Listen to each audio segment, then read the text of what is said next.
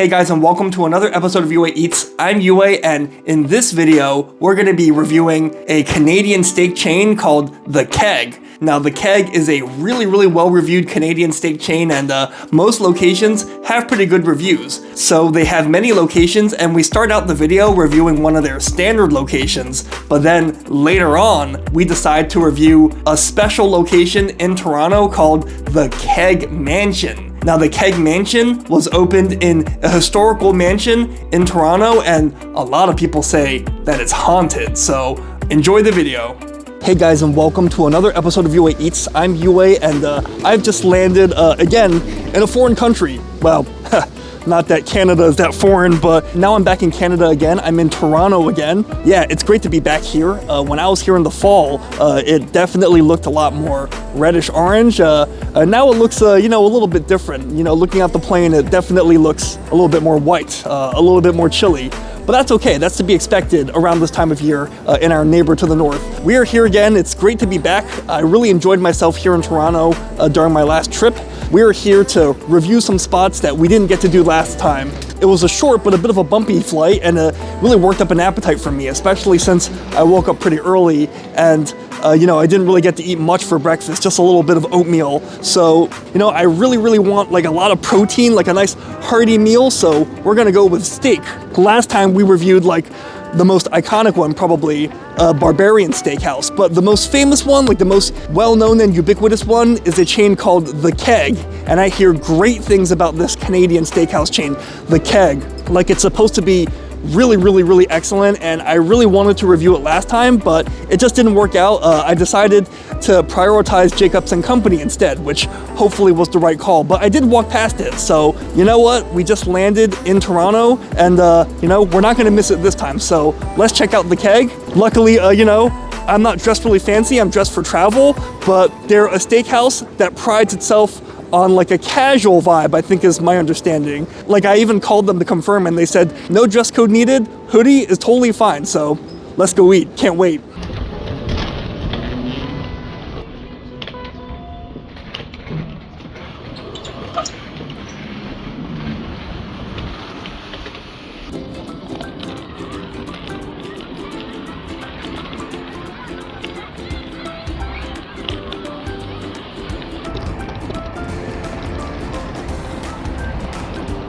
Alright guys, it was a long walk. It was like maybe 45 minutes. I walked all the way from Billy Bishop Airport to here, but we're finally here at The Keg. And yeah, this might be the most famous steakhouse in Canada. It's at least the most popular and most famous steak chain, I'm pretty sure. And yeah, it actually has pretty good reviews, and I'm actually worried. They told me that I would be okay being casually dressed, but it's actually looking a little bit swanky. The building looks kind of nice, and I don't know, like just to look through the window, it looks a little bit fancy on the inside, so I hope I'm not going to be a little bit underdressed. So I'm starving, and it's almost 1:30, so let's get out of the cold. So let's try it, why don't we?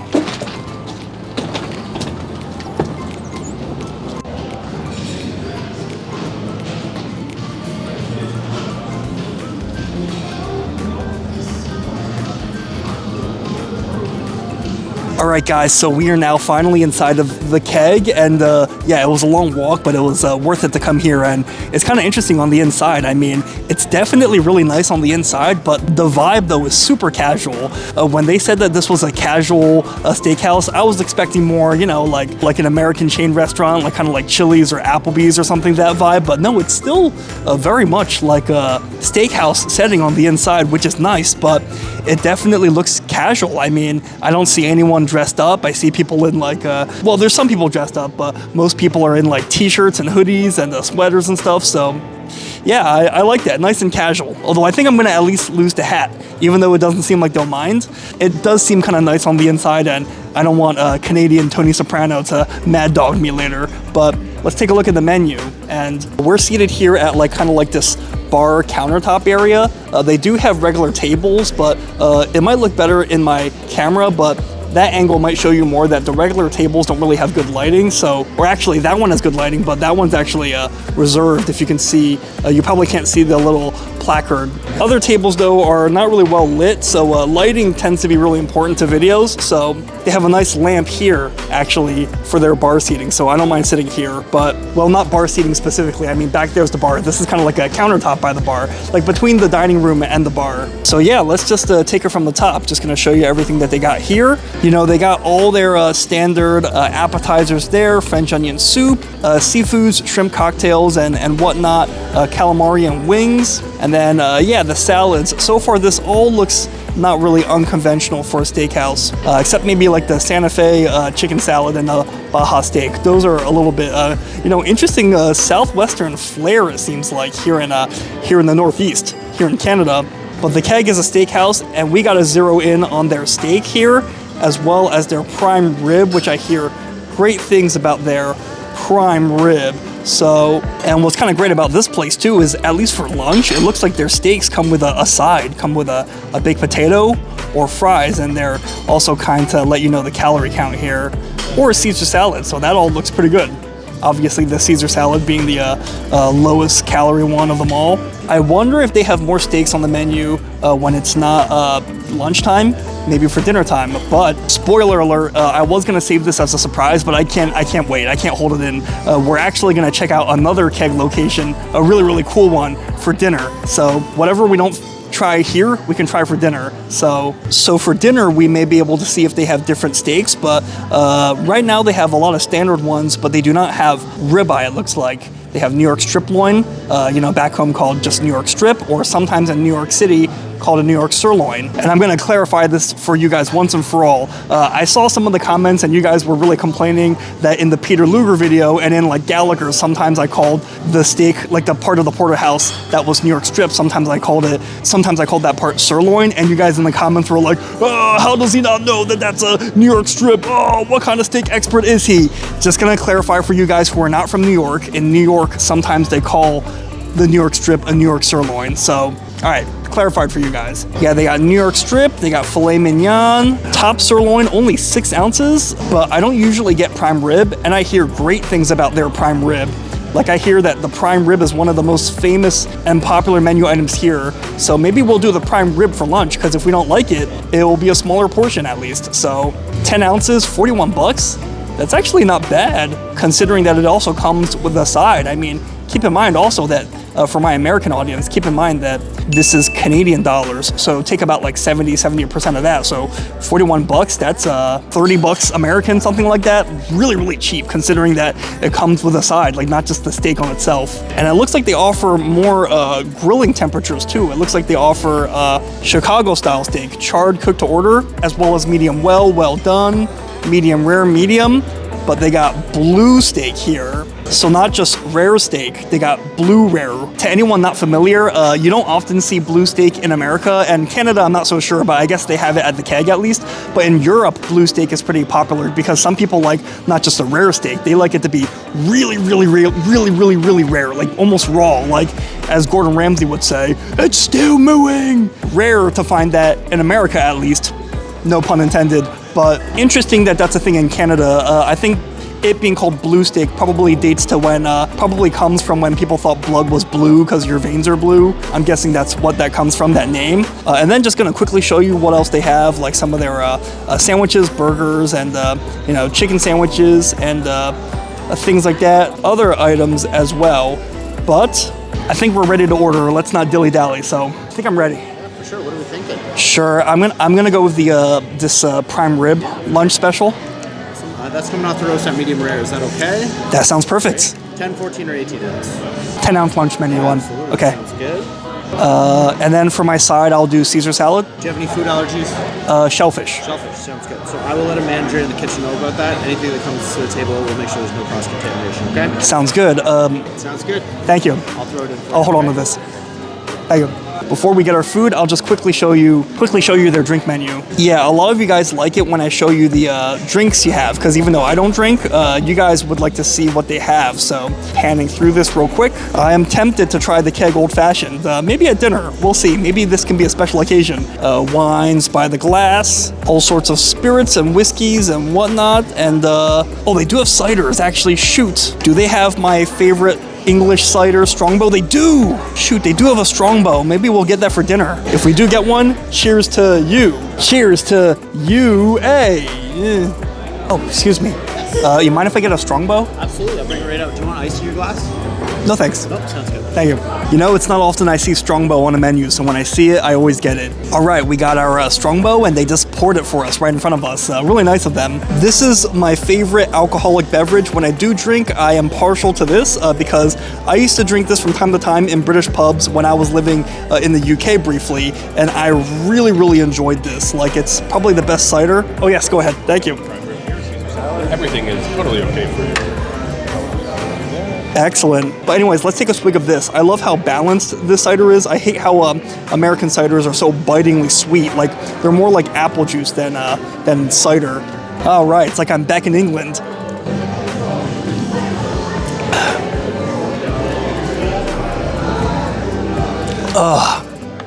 Oh, that really hits the spot. Maybe it's because I'm so tired. I mean, my shoulders are killing me from walking that distance from Billy Bishop Airport, but man, brings back some memories. It's like I said, like, it's well balanced. Like, I hate that American ciders, like, you know, Angry Orchard and things like that. No offense to people who like them, but for me, I always find that they're way too sweet, like bitingly sweet. And to me, it's like all I really taste is the sweetness, and it kind of overpowers everything else. And I also don't like when the ciders are too carbonated, and this is the perfect amount of carbonation, and it's the perfect sweetness level. It's nice and crisp, got that apple flavor, and yeah, when it's served ice cold, it's hard to beat. But let's take a look at the prime rib. So this here is our prime rib, and I believe it got a 10 ounce. Was it 10 or 12 ounce? I don't remember. But this looks a little bit bigger than what I ordered, so I wonder if they upgraded it to 14 ounce just for me, or maybe they got it mixed up. But yeah, I mean, this looks like a delicious prime rib, and I don't usually like prime rib. I like steak more because I like that steak is like, you know, they got the sear at least on one side or both, and I like that contrast between that like crispiness and the softness on the inside. But prime rib, you know, to me is just kind of like soft all over, and I guess I see the appeal. Like, it's maybe it could potentially be more juicy, but I don't know, like, I still prefer steak to prime rib, but the prime rib here is famous, so I knew I had to order it. So, first a bite without any of the jus yet. I just want to taste the steak on its own. Or not the steak, the prime rib, the roast beef. Let's give this a try. It's looking super, super tender and juicy.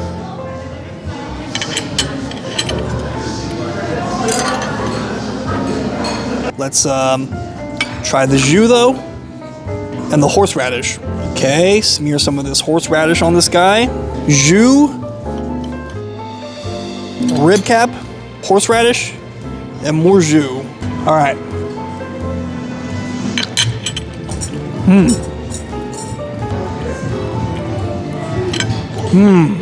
Oh, that jus is amazing. Like, it could use a little bit more salt, but any weaknesses of this prime rib, or, you know, anything that I did not like before, this jus pretty much solves everything. I'm just gonna pour it over the whole thing. You know, I'm pretty much just gonna like jazz this whole guy up because it just lifts the whole thing. Like, it lifts the flavor of the whole thing. It adds more of that beefy flavor. Like, you know, it adds that beefy flavor back, you might say. The sauce is more seasoned and salty, so it makes the whole thing less salty, and it just makes the whole thing taste less dry, you know, by literally adding liquid, and also just taste less like bland. So delicious, and the horseradish is a must because any lack of seasoning or spice, the horseradish also helps to kind of amplify, kind of like cover up for that by like adding like that like kind of like mustardy, you know, like kick to it. So just look at how juicy this has become just by adding all this juice literally to it. So as long as it tastes good.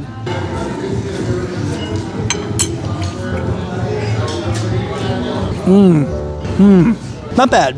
I mean, I still prefer steak, but, you know, not bad. Let's try it with some of these, I believe these are like onion rings, like mini onion rings. Okay, one more bite of this.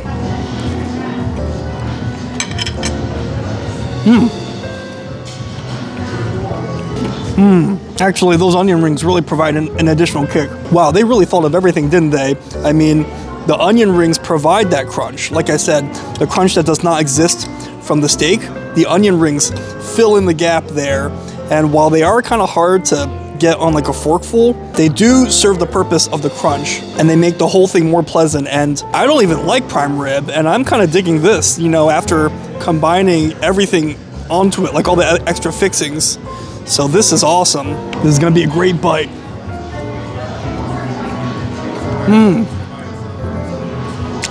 Ooh. Okay, I overdid it with the horseradish. Ooh, like I feel it through my nose. But actually, on second thought, maybe let's also try dessert. These are the desserts they have. They have a Billy Miner pie, mocha ice cream, chocolate crust, fudge, caramel almonds.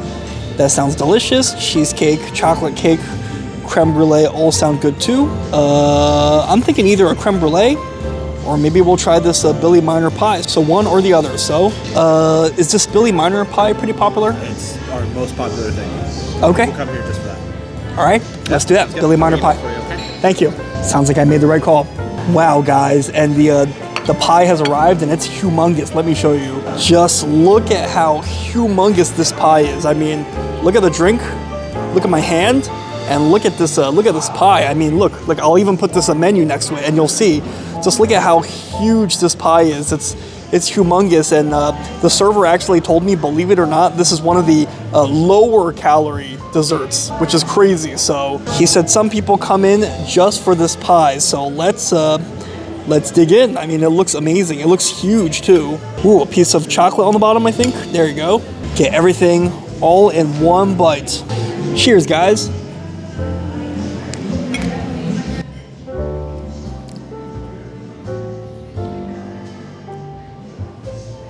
Whoa. Oh man. Let me try another bite.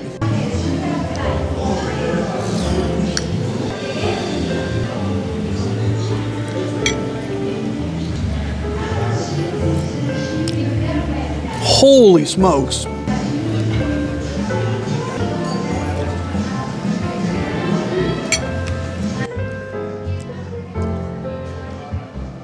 Oh my goodness. I know 2025 hasn't been a long time, but that's one of the best desserts.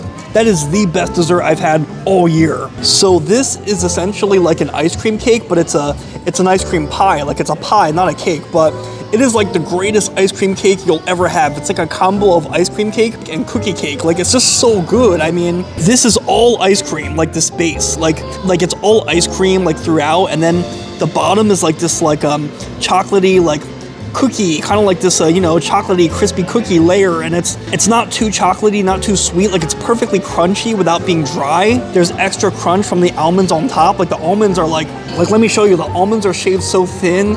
They're like perfectly crunchy, and they look great, and they taste great, and they have good like nuttiness. Oh, like the chocolate syrups, like drizzle all over, and the caramel. It's like an ice cream sundae, but in like pie form, like in cake form, like in not that an ice cream sundae isn't scoopable, but it's almost like this is how sundaes should be, and ice cream sundaes are like just this, like mashed into like a ball and thrown into a bowl. Like it's almost like this is how like ice cream cake, ice cream sundaes should be, and it's delicious. This is like not only hands down the best dessert I've had this year so far, but this is hands down one of the best like ice cream desserts I've had. It's just so crazy good. Wow, guys, I'm gonna finish this, and then yeah, we'll share thoughts outside.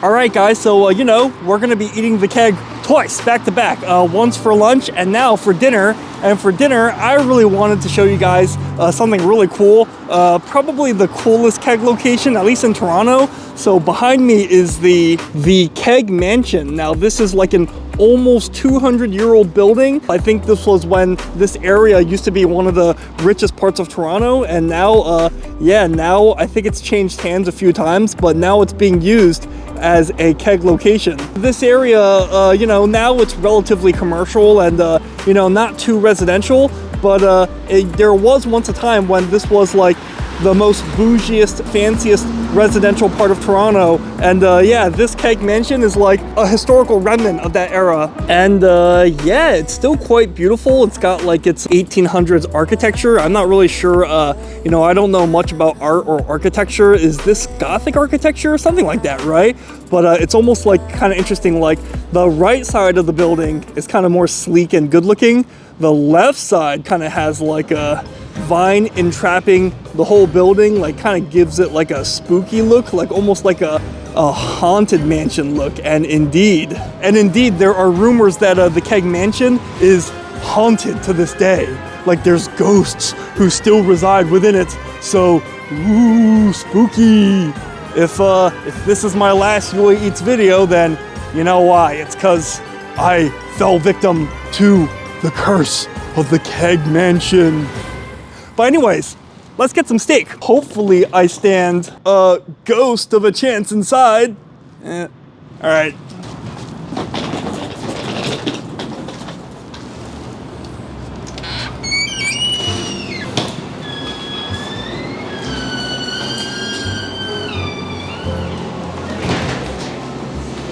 Let's take a look at the dinner menu, see if it's any different at all. And okay, I'm not sure how much of this is different because it's dinner and how much of this is different because it's the mansion, like a mansion menu. So, you know, they got some fancy stuff like escargot. Anyone a Notorious B.I.G. fan? Escargot, my cargo. 160 swiftly. Yeah, other parts of it don't look too different. A lot of it is really, really similar to the lunch menu, maybe just a few extra items. Although they do seem to have a wider sides menu here. A lot of your typical steakhouse sides and an assortment of sauces. Then it looks like they have a few other steak options here. You know, things like peppercorn New York and blue cheese filet. Looks like those are kind of like, almost like flavorings of their steaks, like bacon wrapped and things like that. But I hear that the New York strip is pretty good here, so we might go with that. We might go with their, yeah, right there. The New York strip loin, I find that that's a pretty good balanced steak, like a good steak for all occasions. You know, it's not too fatty, it's not too lean, it's kind of like a crowd pleaser. Actually, I did want to point out that they do have the rib steak for dinner, it looks like. That's basically a ribeye steak with the bone. Not to be confused with the tomahawk. It's pretty much the same thing, it's just that the tomahawk just has the longer bone, like a big handle, hence like a tomahawk. So I guess, you know, for lunch they mostly have prime rib, but they do have a ribeye / rib steak, it looks like. All set? Yep, I'm ready. I'll do the New York strip. Amazing. How do you like it? Medium rare. And what would you like on the side? Oh, comes with the side? Yes, these guys just right here for you. Okay, how many does it come with? You get one. One? Okay. Okay, yeah, I didn't think that it would come with the side. I'll do mashed potatoes. Garlic mashed potatoes. Lovely. I'll send that right in for you. And nothing to drink for you. Just water. Amazing. I'll send that right in for you, and I'll bring you some bread just to get you started. Sounds good. This might be like a myth, but I hear there's like a ghost or something. Yes. Yeah? I can bring you, we have like a whole list of like hauntings and stuff if you want to have a look at like our ghost book. Sure, that would be Lovely. great. I'll bring it right by. Give me 1 sec. Thank you. It sounds like the ghost is a friendly ghost, hence why they're not so, you know, terrified mentioning his or her name. I'm just kidding. I'm sure it's just a tourist thing, but let's take a look. Thank you. You're so welcome. Actually, they just brought the ghost book, so let's take a look at it. It looks like this is a rundown of, okay, I guess that's an old photo of the mansion.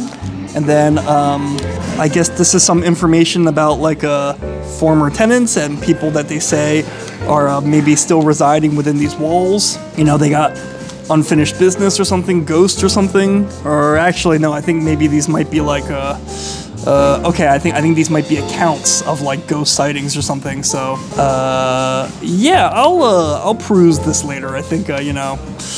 Yeah, no need to bore you guys with this. If you guys find this interesting, I'm sure you can look it up online. By the way, beautiful building. Really, really cool for whoever used to live here.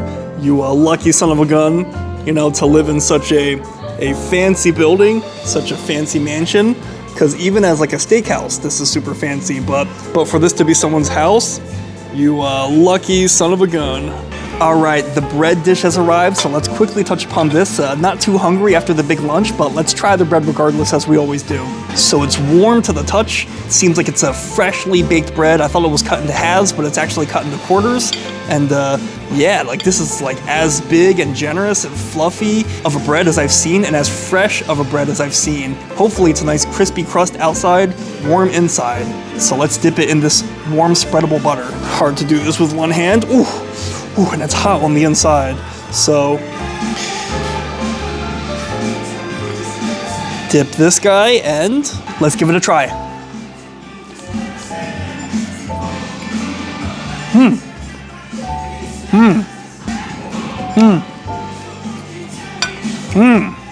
Fantastic. It's like a delicious garlic butter, and it's so creamy and spreadable. The garlic flavor is incredible.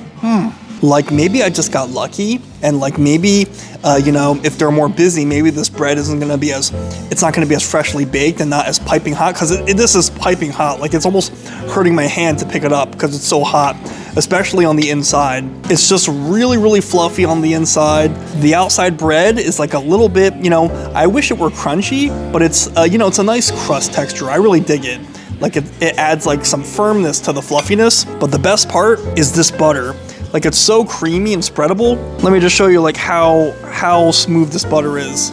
Like it's super smooth, almost like it's more like a sauce than a butter. But this butter, it's got like a really strong garlic flavor, like a savory, sharp flavor from the garlic. And if you don't like garlic, you're gonna hate this. Like if you're a vampire, you know, hanging out with the ghosts in this mansion, you're gonna hate this because it's so much garlic. But if you love garlic like I do,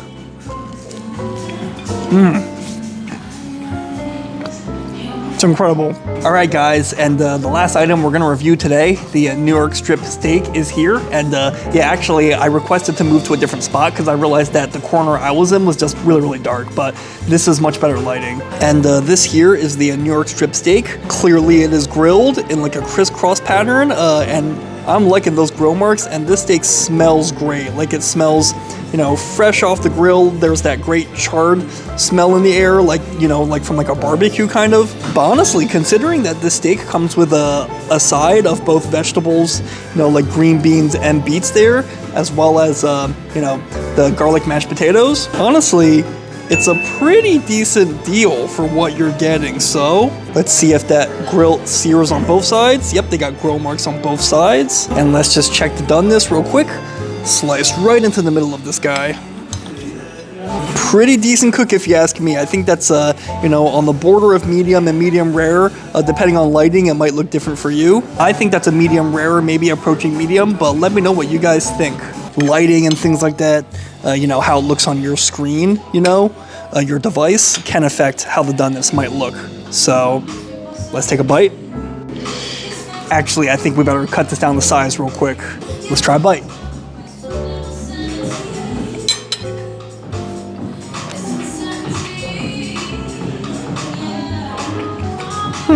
You know, not bad. Obviously, I can't really compare it to like epic steakhouses, particularly, you know, in New York or here in Toronto. Like there's tons of other steakhouses here in Toronto. You kind of get what you pay for, and it is a chain steakhouse, so you can't expect too much. But what I can say is this, you know, I guess these are probably not dry aged. They're probably like wet aged or something. I think one of the best things about like an epic steakhouse is, you know, more so than the cooking technique, you're really paying for like that aged flavor, particularly dry aged flavor.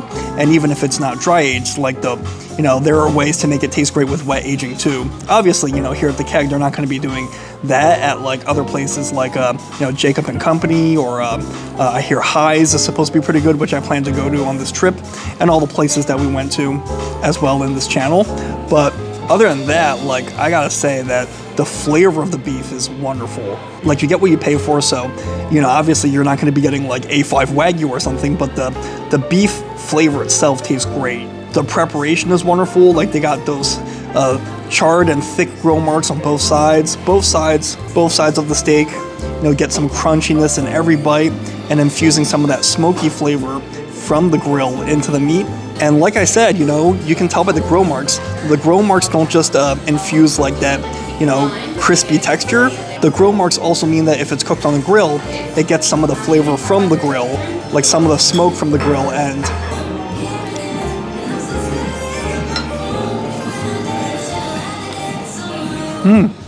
honestly, not bad. I think this is probably more akin to like the Texas style steakhouse. You know, less emphasis on like dry aging, more emphasis on like the epic grilling power. But yeah, we're gonna finish eating this. We're gonna finish our dinner, and then we'll see if we can explore the mansion a bit. Maybe see if that ghost is around. So stay tuned.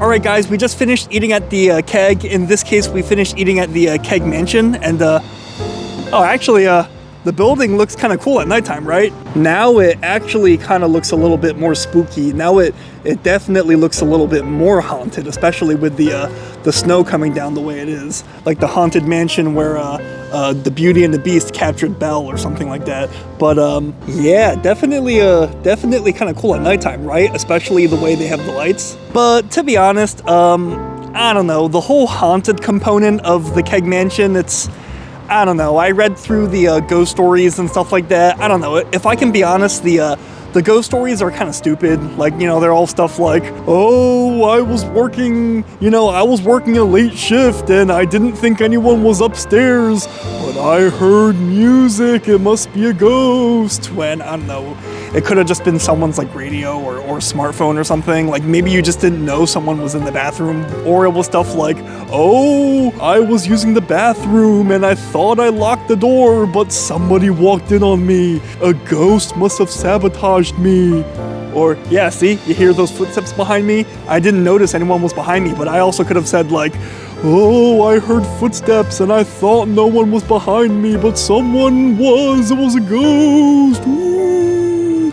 So yeah, I mean, I don't know, like the ghost stories were all like kind of stupid and nonsense and easily could have been explained by something very reasonable. So I don't know. I mean, if you believe in ghosts, that's all good, but I'm not necessarily saying that people shouldn't believe in ghosts, but these ghost stories were, you know, I don't know, they were not great ones. But I will say that for the most part, I thought that the steak I had at the Keg Mansion was more or less fine. It was not one of the better steaks I've had, but it was solid, I thought, especially for the price. And everything I had for lunch, though, you know, the lunch was spectacular. Next time I'm in Canada, I'm gonna eat at the Keg just to eat that dessert, just to eat that, what was it called? Billy Turner pie? Something like that. Like, I don't know, that was like the greatest ice cream cake pie I've ever had. And, you know, I can never look at those Carvel ice cream cakes the same ever again. I think the Keg I think it's a great chain. I think depending on what you order, it could be quite good, but I felt that it was definitely pretty affordable. And yeah, I mean, with how much they charge for steak these days,